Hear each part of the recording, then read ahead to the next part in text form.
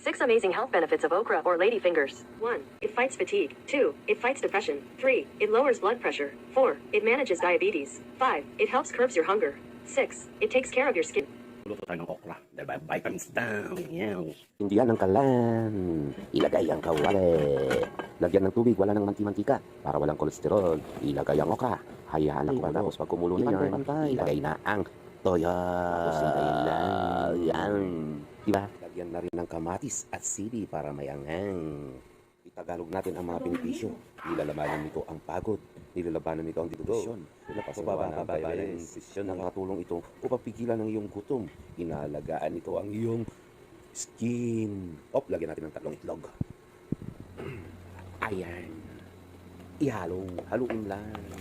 Basta wag nang lagyan ng mantika para hindi makolesterol. Sangkapin lang yan. Lagyan ng bagok kung may bagok.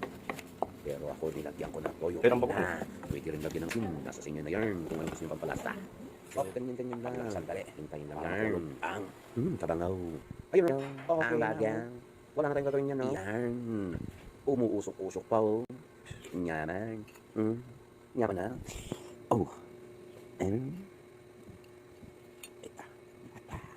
Ayan. Uy, the best. So, ayun na po. Araw-arawin yan. Maraming salamat sa panonood. Good night.